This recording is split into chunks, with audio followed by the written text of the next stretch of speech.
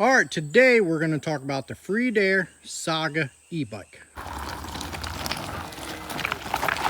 Runs off a removable battery pack. Power this 750 watt motor. 7-speed Shimano gear shifters.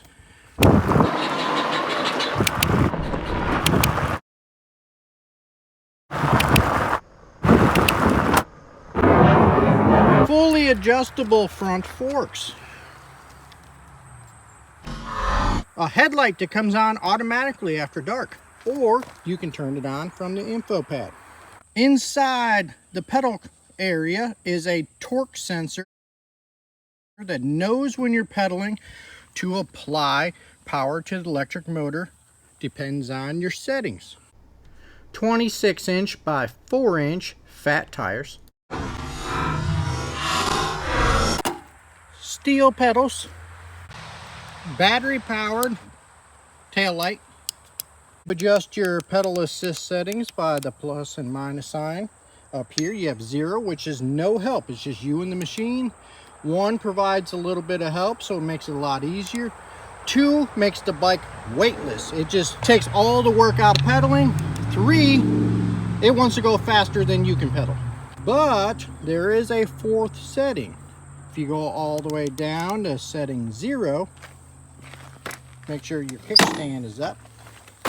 If you push and hold the negative button, it will turn into walk mode, where the bike now just goes real slow and you can walk with it. I prefer to be on this side and just use the throttle. Settings 1, 2, and 3 have no effect on the throttle. That only affects the pedal assist. Don't forget the cute little bell over here. The information button on the control pad changes the information you see. We got 27 miles on the bike. We have a max of 27.5. That's just today. We've had it up to 30. Average is 13 miles an hour. We have 125 minutes on the unit. Now you download the Freedare app on your phone and you pair it to the bike. You have a lot more options in the settings. You can change it to eco mode, which only gives you a pedal assist and a throttle control up to like 12 miles an hour. And it lowers the amp output to the motor, making it slower, but makes the battery last the longest.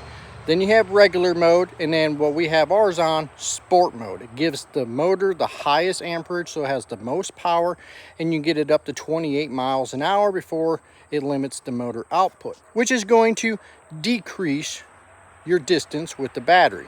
Some other features that are on the app is a mapping system. You can put in your trails or the destination you want to go to, and it kind of resembles like a Google Maps. We don't use any of that. What is useful in the system though is there's a built-in GPS and a theft control into the app, where if somebody moves your bike, it sends you a text message or email saying the bike has been moved, and it tells you its current location.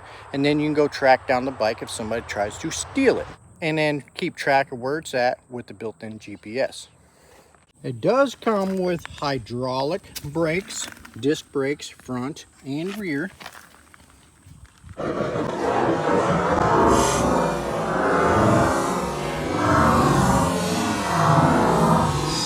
It comes with brackets, so you can add a secondary rack on the back, and you can add a rack to the front. In order to charge the unit, you got 2 options. Option 1, you flip this little cover out of the way, and you just plug the charger straight into the battery. Option 2, you take the key, you unlock it, push this button, this will actually fold out, lift it out, and then you plug that in separately.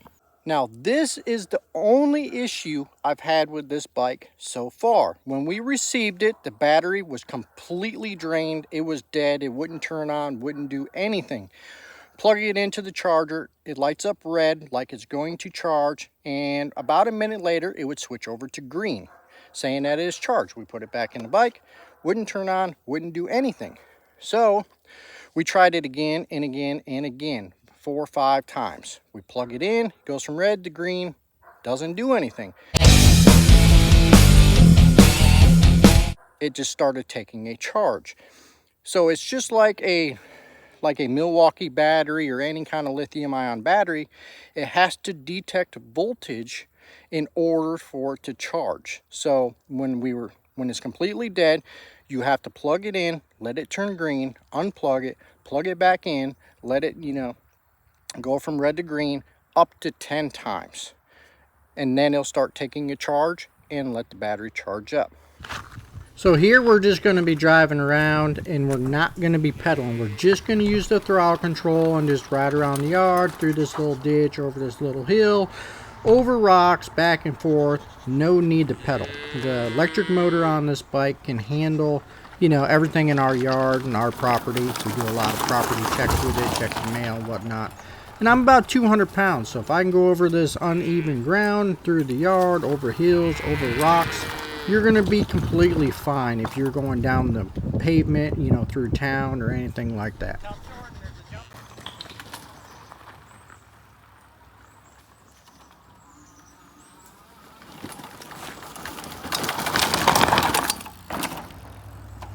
Overall, we think it's a fantastic product. We use it all the time for checking the mail. We check the fences around the property. It's a great bike. Right now, they are on sale, and we have a discount code for you. Check the description, and we'll see you around.